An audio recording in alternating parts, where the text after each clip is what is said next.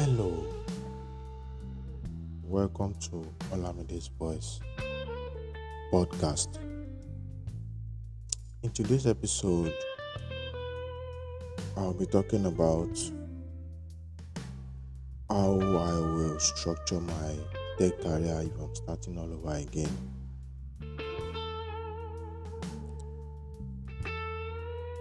First of all, thank you for listening to the last shows. So the show got to 10 listings on Spotify so far, which is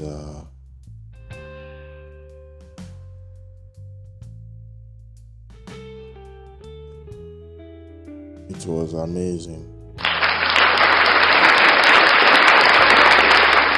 Thank you very much. So without no further ado, let's go into it. So I have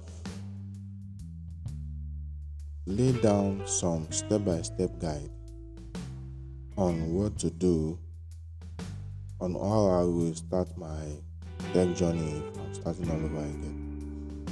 I know we all probably go into tech in a very rough way. Some of us just fall in love all along and started doing one or two things instead of us to be doing something before something and other things. So here is the number one outline or bullet point, if I may say. So the number one outline or bullet point is to explore different tech fields. So researching on various tech fields that are available, from software development to cybersecurity to AI software engineering to cloud computing to DevOps to different fields, different tech areas, So if I'll start all over again today, I will first explore, do research on various areas in tech, and understand what each field involves and what kind of work excite me more among all of them, right? So it is very important to do research and know where to focus on, right? Because most of us started tech without any focus, right? We just we want to be in tech. We love programming. Some of us that become software developers, some that become cybersecurity enthusiasts, some that becomes AI software engineer. So nobody really has a path that they follow like that. So but we roughed it, right? So the second thing is after doing research, choose what resonates with you among all those fields. So pick a field that align with your interest and strength. Passion makes learning easier and keep you motivated. So if the one that you have passion for is one that will keep you motivated. Okay, for example, me, the reason why I came into tech or I fell in love with tech is gaming, right? I started from the gaming perspective. I was a gamer, downloading many games, and one day it just hit me that who are the ones building these games? Can I even be among those people? So I started doing research on how to program games. So from there, I jammed. Learn so programming language, learn so programming language. So there are a lot of programs that programming languages that was introduced to me. So I had to just pick all of them and start learning. So it started from Python, started learning Java, from Java, started learning C++, all those kind of things. Just learning. So there was no structured path. But to me, I didn't leave the area of programming, right? So at some point, I look into like hacking and all that. So I started developing zeal for cybersecurity and all that. But cybersecurity, the resource I need to have, before I can like go fully into cybersecurity, setting up labs on virtual machines and all that. So there was no resources when starting, and even till now, I still have a soft spot for cybersecurity, but I still don't have the resource to start. Hopefully, one day, with the knowledge I have currently, and if I'll be able to get my hands on resources that will be able to like nudge me into that direction. So moving on. The third one is ignore the money noise, focus on mastery. So while high salary are attractive, don't chase money first. Focus on learning, building, and mastering skills. The money will follow.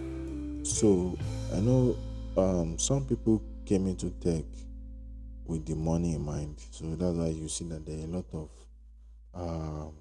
people who are in tech today, but they don't really have passion for tech. They just want to make the bag. They just want to make the money, you know. So if you have passion for this, if you see that okay, this is what you want to do as a person, this is what your work, this is what you want to professionally do. Ignore the money. When I started, I I even with all the highs and lows, people telling me, oh, you are lazy, that's why you are on your system all day, I just ignore them. They just want me to go and work and collect salaries and all that. Yeah, they don't understand what tech is. They don't really understand, and many of them can still never understand. Seeing someone sitting on their system and pressing their keys, pressing some things that they can't understand. Some even call you Yahoo boy, some call you hackers. But at the end of the day, the money will come, but you just have to structure your path. So the fourth bullet point here is start now, learn as you go. So the thing is, you don't need to know everything before you start, right? Learn the basics and build real projects. Experience will teach you the rest. You get. So have you ever wondered that if Mark Zuckerberg or whoever is one of the top 10 guys there, if they know everything, do you think they will build what they have built today? Like, for example, so I've been learning mobile development just to work on a particular project that I think will make sense. So I'm really not a mobile guy, but I just started learning mobile. So with the help of documentation and sometimes ChatGPT, I was able to pull some cool stuff out. And for now, the mobile app is looking good. Yeah, I just go through Jetpack Basic. I'm currently going through Flutter, trying to use it for so that cross-platform development. But the way the app is, I don't think I'll need to learn Flutter. So I think I'll just need to use real native mobile development. So when it's time to develop the iOS, I think I will have to learn Swift UI back again because I've learned it before. So I'll have to go through it back and start using it to build the project, right? So you don't have to learn everything at once. You don't have to learn everything because experience is the best teacher, right? So whatever you do, don't learn everything. Use what you already know, right? And start building real projects. So be hands-on, build real projects. Don't wait to know everything. You know it as you go, as you build projects along. So the fifth bullet point here is stay up to date with tech trends. Technology evolves faster. Like it's one of the fastest growing industry these days. So follow industry news, attend webinars, and engage with tech community to keep up.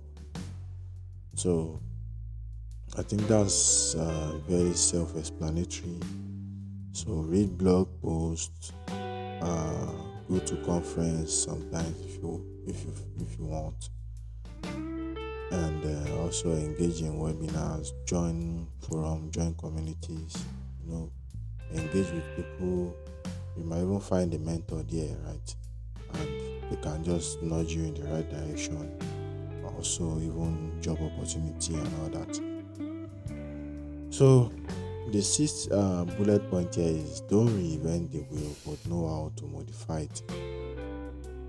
So use existing tools, frameworks, and best practice instead of trying to build everything from scratch.